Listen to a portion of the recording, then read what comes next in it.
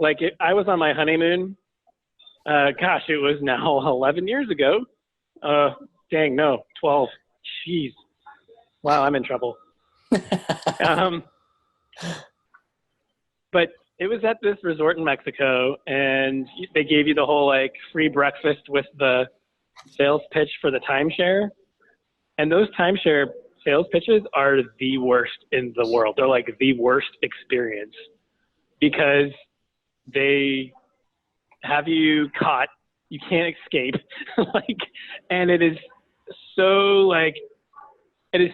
obvious to everybody that goes through that experience that they are high pressure, by any means necessary, by any tactic necessary, get the sale, get the commitment, get to whatever the next appointment is. And customers can feel that and they can smell it from a mile away. And to me and my poor wife on our honeymoon, that was the first time that I think either of us had gone through that. And it's the last, right? So now we know never do that again. But that's why those things have such a vacations. What's that? So now you're paying for your own vacations. You're like, forget it, it's not worth it. Yeah. Well, now we know. But that's why those things have such a terrible reputation, is because it makes people gag. Like, you're so full of yourself. You're so full of your own quota, of your own sales tactics, your own sales system, your leaderboard inside the break room or whatever. And that gamesmanship that's going on back there. Like that, I can feel that more than I feel like, why would I even care about a timeshare in the first place? Like, car dealerships can feel the same way sometimes, Yeah. Like that makes people gag. Well, because the things you're measuring don't actually have any intrinsic value to the customer, right? Numbers, right. Eyeballs, likes, visits, those have no intrinsic value to the customer. They don't care, right? Why would they care? And so you're measuring things that don't ultimately like build relationship. You're measuring things that are one-sided and very me-centric for the brand. And when we talk about like the real intrinsic value to brand, right? To knowing your identity is not that you just know it, but that you now know how to better serve people and live to the purpose that you have. And so when we measure things like those, they either need to be subservient to metrics that are about serving, or we need to find the right metrics and worry about the activities that are really that's one thing, like quantity for quantity's sake is a me-centric measurement in marketing. That has nothing to do with providing value. Now, if you're saying, well, we need to produce quantity because that's what our customers want and need, okay, well then maybe that's an argument I can get behind. Or it's on a channel that allows for frequency of content. Like I think of like Twitter, right? The average lifespan of a tweet is 8 seconds. And so quantity is okay, right? Because you're not inundating people with, content all day, every day. If you sent as many emails to your customers as you sent tweets, you would quickly find that they don't like that. But it has more to do with the channel. And so like part of it's like when you're thinking through quantity, we're thinking about what will serve our audience, right? Our potential customers the best. Do we send them an email every single day? Well, would that serve them well? Maybe. But the answer might be no, we should probably just send them once a month, right? What would serve them well, right? And especially if it's quantity for quantity's sake without any thought towards the content of those messages and how that content delivers value, then you're just going to regurgitate a bunch of crap. And yes, regurgitation makes people gag. Literally. So if you're just regurgitating crap that everyone else in your industry is also saying, and that your customers are already getting in eight other places, I really would consider them like, why wouldn't they gag over that and immediately unsubscribe and say, I don't want a relationship with this brand. That's not something I want to be a part of. So what about marketing obsessiveness? So why does a lack of brand tend to produce an obsession with customer data and automated responses to customer data? Ooh. Like when is automation valuable and when is it obsessive?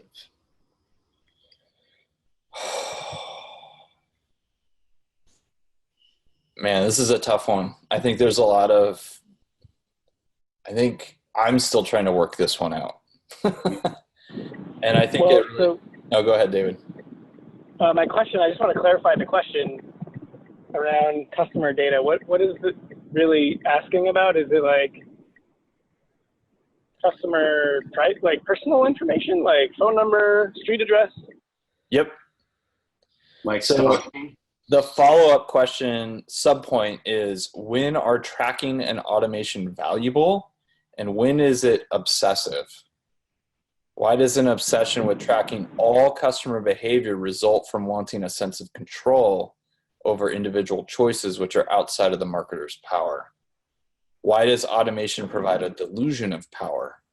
Why is this not successful marketing? Why do customers resent it? Wow. I'm sniffing some major Jeff Watson in these questions. Well, I mean, we've got the rise of the ad blocker. Yep. And there's a reason for that. I mean, DVR was created for a reason. People are inundated with ads and messages, and marketers keep coming up with annoying tactics that are interrupt driven. But I think automation isn't necessarily the evil. I think customers understand that in order to be well served, sometimes the company or the brand, whatever, they have to automate certain processes because you aren't their only customer. Now, that automation needs to be framed within the conversation of brand, and it needs to still feel as close to authentic as possible, with the customer's understanding that, yes, this is probably a robot or some system, but the system is designed with the customer's interest in providing the customer with value. If that is still the authentic purpose and overarching goal of the automation, then I think the customer can be more like understanding and forgiving, and like they can cooperate. Like I'll trust you with my personal data if you've earned my trust in how you've treated me so far and in how I feel, when I interact with your brand so far. Okay, you've made yourself appear to be, or at least so far, to be trustworthy. Then yes, I'll give you my email address. But you can break that trust once and then we're done. Or, okay, yeah, maybe I'll give you my phone number now. Like, that trust has to be earned. I'm not going to just give you my zip code and I don't know, now I'm thinking about web forms, right? Like, as soon as they ask for 30 pieces of information from a customer in a web form, they're not going to get it. And you're going to lose that conversion. But if you ask for just my name and my zip code, maybe. Or if you ask for just my email address, okay, maybe. I'll give you one of my throwaway email addresses that I don't ever check. But it comes back to that, right? It comes back to just, are you trustworthy? Are you authentic?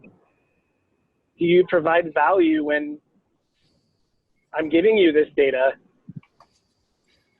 right? Yep. And I think there's like an additional, like we can quickly fall into the trap of like just wanting the data for data's sake, right? Like I don't trust my own brand to do the work. So I need to have every last ounce of data about my customers so I can feel better about the decisions I'm making, rather than going, nope, I have a set of values and a purpose by which I operate. And I don't I need data. Data is a part of my like process, but it's not the only piece of that process for decision making.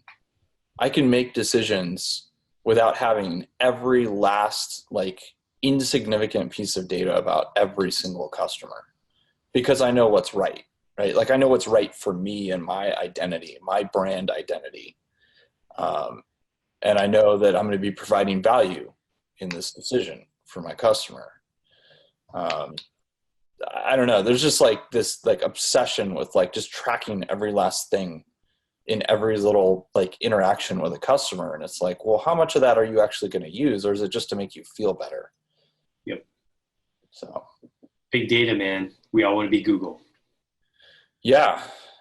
And there's huge questions around like, do they need all that data? Is that really actually providing value to their end customer? And what does that open you up to? If you have all that data, what are you tempted to do with it, right? That may go against the grain of your own identity and your own set of values. So what about marketing inhumanity? So why does a lack of authentic brand tend to lead to marketing behaviors which make customers and team members feel like they're being treated as less than human? Well, I mean, that's a direct outflow from the last question, right? If all I care about is data, then I'm going to treat my customers and even my team as just more points of data, right? And they're just, robots to be manipulated, pieces of data to be manipulated towards what I need them to do, the behaviors that I want. And that leads to marketing tactics and execution that feels very inhuman, maybe even inhumane, right? Tricks and dark web patterns or dark patterns, sorry, in design, or tactics that are just like, wait a minute, like, am I really treating people like people, or am I just trying to move the data? Is it like subliminal messaging? Sure, that could be part of it. Right? Subliminal advertising. That happens. That's happened. That's not new.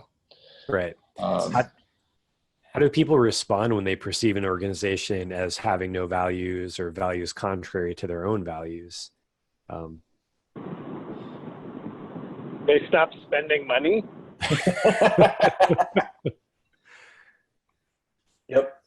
How can an inside out approach make customers feel respected and cared about? This is the counterpoint. How does that inside out approach do the opposite? Well, I'm not manipulating, right? I'm trusting that the brand is going to build a strong relationship with the right people. And so I don't have to manipulate customers into doing what I think they need to be doing. I don't have to lie, cheat, and steal to get where we need to go. To live out my purpose, right? I can trust that this is my purpose, this is my set of values, and I can act according to them. And the people who need to find that resonating, right? That's going to resonate with some people. I don't have to worry about manipulating them into resonance. Which isn't going to resonate anyway. Yes. And I would argue, like, it's not even just that they won't spend money. Like, those people who are not resonating because you're acting unethically, or like, hey, this company doesn't have any values, or man, these values are like totally contrary to my own values. They're probably also not just going to not spend. They're also going to like probably talk about you negatively. It's not going to be an experience they're just going to like leave alone. So what about and so Mike, you and I'm going to go off script just a little bit, and you tell me if it's not relevant, but you and I have talked recently about a speaker at a recent conference we went to, where we're asking each other, so aren't we just telling people like this more sophisticated version of this, where it's like we listen to society and then we make it more articulate and then we try to feed it back to them? Is that different, or is it the same? And if it's I think that certainly could be an extension of marketing incompetence, right? That when we don't want to do the hard work, or we don't do the hard work, or no one's doing the hard work to really understand our own identity, what matters to our brand, the purpose for which we exist, then what are we left to do in a marketplace that demands purpose, right? And I think this particular speaker you're talking to is encouraging brands to find a greater purpose, which is not really necessarily a bad thing, except that the strategy that he's outlining for people is look around you and find what's popular and attach your brand to that greater purpose. And instead, I would argue it's like, no, you start from the inside out. You start with who you are. What is your intrinsic purpose? And yeah, if you need to then kind of look, okay, this is our purpose. Are there movements that are already out there that align with that? Great, that's fine. But if you're starting with like, you know what, we have no idea what our purpose is. Let's just start looking around for what people are waving their flags about, and we'll find one Wheel of those flags. of purpose. Yeah. And we'll fly that banner too, right? Us too, yeah, let's go, right? Well, that's one. I mean, that's inauthentic, right? And we know people that do this, individuals. You know, they pick up a banner just because, like, well, all the cool kids are doing it. I might as well do it too. Do you even like jazz? No, you don't. You're a punk rocker. Stop it. You know, like that kind of thing. Or you're, oh crap! I already lost my train of thought. I had some other point, but whatever. Well, I think I made my point. It might come up again when we talk about market superficiality, which is the last of our subpoints under question 4. Yeah. Why does a lack of authentic brand tend to lead to superficial marketing? Why does the slogan "perception is reality" seem true in the short term, but is demonstrably false in the long term? Why does superficial branding happen even though customers can easily see through the veneer?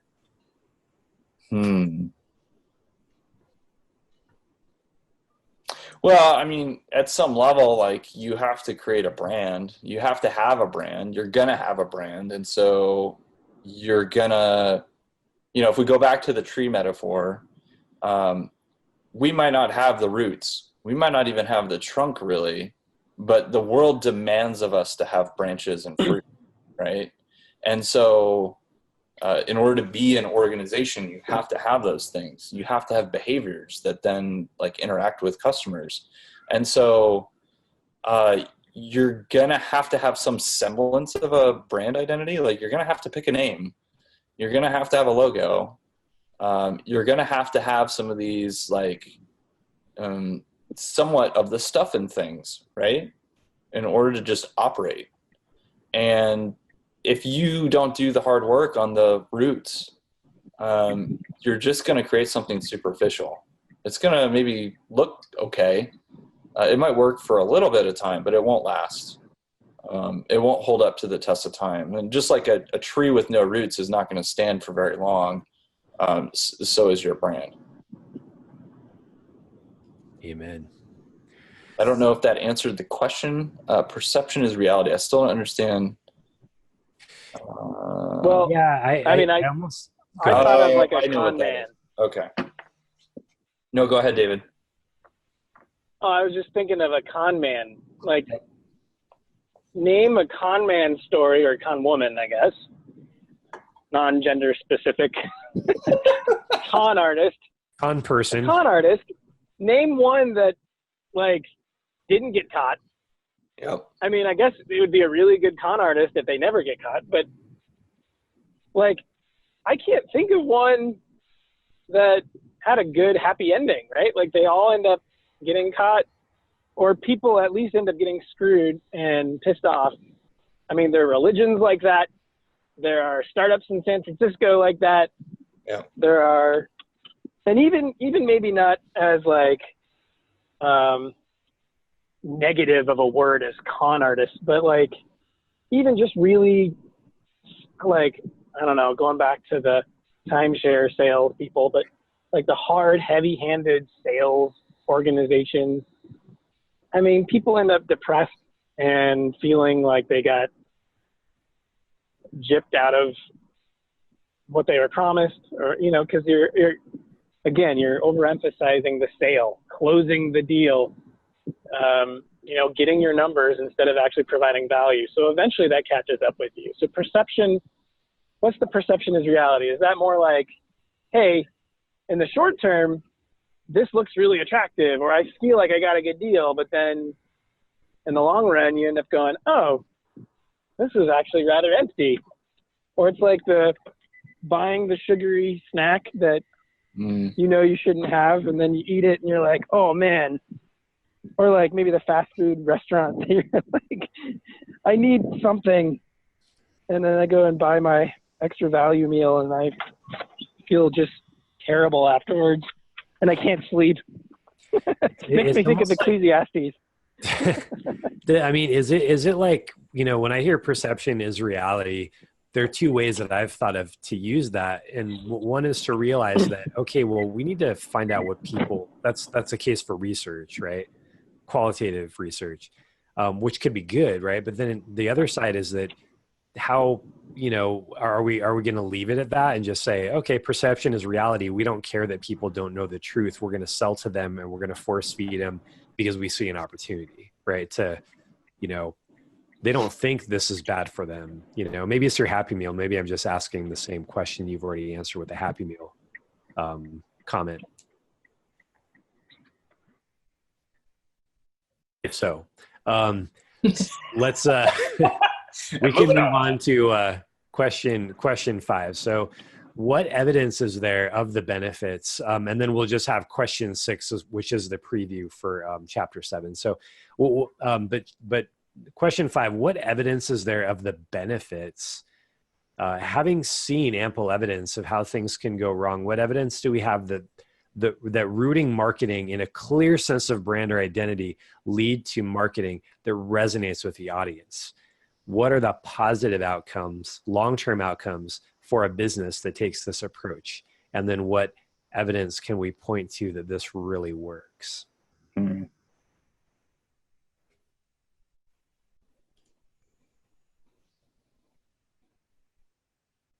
There's no evidence. We might as well just shut the book right now. No. Maybe we start, if it's easier, we start with a couple examples maybe that come to mind. Yeah.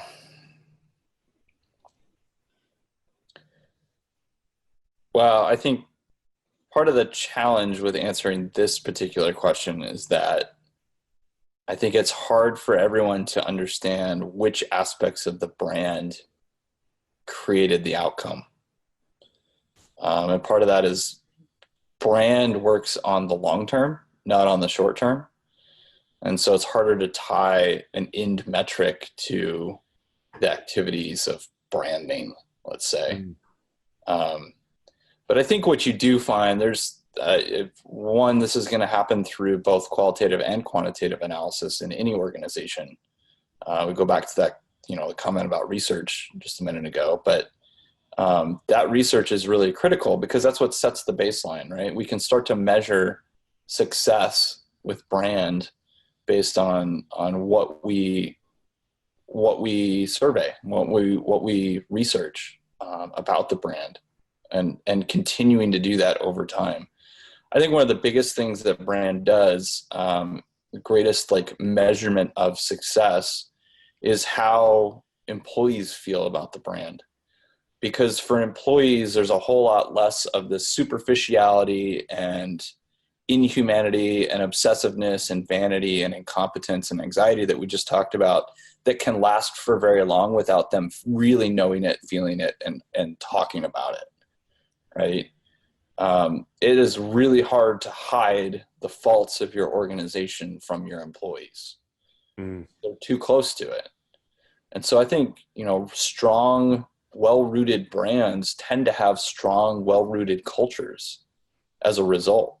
They tend to have employees who understand the difference that the brand makes in people's lives. They understand the purpose for which the brand operates. They understand the values, the system of beliefs by which the brand, by which they're to behave. They understand the value that they bring to customers and to other stakeholders. And they represent, I think, most clearly the first resonance of the brand, right? Going back to like, what is this chapter all about? It's about resonating. And the feedback loop is the means by which we can like understand whether that's working or not. The first loop of that feedback is your team, right? So people executing. And then I think the second loop is the customer, right? That's the next loop. And I think there are clear positive outcomes, some of which are pretty basic stuff like, sales. Do they do business with you? Do they want to do business with you? Do they continue to do business with you? So loyalty, I think, is another really clear metric of resonance. And then I think lastly, and probably most like exciting, is evangelism, right? Do you have customers who are like, I'm in love with this brand. I want to tell others about it. I want to get really excited about it. I want others around me to get excited about it and find the same value in it that I have found. Like word of mouth. Yeah, I think, word of mouth and referrals are like one of the great signs of brands that are doing the right things. And if you're, seeing that exponentially growing, I think that's a significant,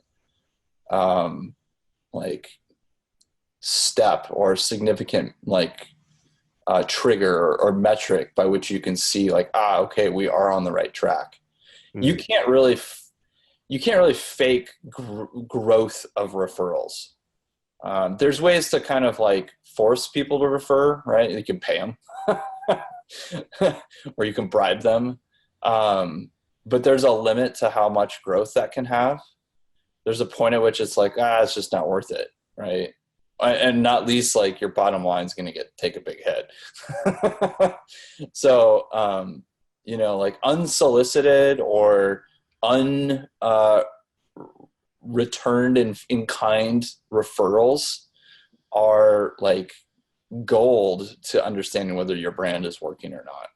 And I think there's other things you can do. You can just look at like general like awareness and like, are people talking about the brand? Are they making comments about it in social media? Some of that's going to be a little bit more tactically driven around like what campaign are you running at that point. But I think brands that really understand themselves also tend to be more creative. They tend to be more sure in their risk taking, right? They have confidence when they take risks with their advertising and their marketing, when they make decisions. And that comes across in their messaging. It comes across in their creative. They are brands that really come across to the audience as like, wow, they like really know what they're doing. Because they do. It's like there's a surety to their approach. And then if you want to look at like pure metrics, there's a whole series of stuff we're going to need to pull in for this book. Of studies that have been done around like the pure value of brand. Like one is like of your non-tangible assets, 20% of your non-tangible assets can be attributed to brand, right? So that's not the totality of your assets, but of those that are non-tangible, like 1/5 is your brand. I need to find the source for this, but someone was commenting the other day to me as we were talking about brand and the value of brand, that investors are increasingly putting stock in the brand more than the intellectual property of companies, right? That the IP is less desirable than the brand equity is. That's interesting to me. That's, I think, a shift happening in our culture and in business, realizing that customers do care about brand. They really do. They can't tell you that they do. They're not, but they do. They really do. And they don't care about intellectual property. Right? Like IP means nothing to a customer, but brand means a lot. Yeah. So, and then there's other, factors of like, the efficiency of your sales, right? So that's a measurement that you can actually put in place to measure the effectiveness of your brand, is like, how much work do we have to put in to make a sale? Yeah. Part of the process of brand is it creates efficiencies for your team when they're creating that, like quicker to market, quicker to the right message to the right people, a more resonant message, right? I mean, that's what this is all about. It's resonating. And resonating means I don't have to fight as hard and do as much work to get my point across and tell my story. Right. And have people go, yeah, I want that. I'm interested in that, right? I don't have to bribe you with a full week's vacation at our resort and then lock you in a room for 8 hours and beat you the crap up verbally and mentally in order to make a sale. Right. Imagine if timeshares had brands. Yeah. Go brands people trusted, right? Yes, good brands, remarkable brands that really express like what makes them remarkable. Yes. And instead they have to like rely on these tactics that just drive people nuts, right? Does it work? Well, at one level it does. It's short term. Yes, you made the sale. Good for you. David and Renee are never coming back though. Yeah. Now you have to work super hard to make your next sale, because you just like sold all your. Yeah, you sold your soul to make a sale. So and this is the last question. It leads us up to chapter 7, which will be next time. How does this produce growth? I think it's just maybe recapping maybe a little bit of what you said, it sounds like. And about the referrals and word of mouth. And well, if we go back to like the metaphor of resonance, right? David, you kind of kicked off this chapter talking about kind of what does it mean? Like, what is resound or resounding, right? And what does that mean for the people you're resounding to? And that I think in an ideal situation, when you are resounding at your frequency, like your ideal frequency, one, you're resounding really well. You're resounding in a way that's very efficient and it's very compelling and it's very consistent. And when the right people receive that resonance, they begin to resonate as well. This actually happens in material resonance, right? When a piece of material like comes in contact with the frequency at which its ideal resonant frequency, the atoms within that object will actually resonate. They will start to vibrate. And then it becomes its own source of sound, which is really interesting when you think about like when it comes to marketing and relationships with customers.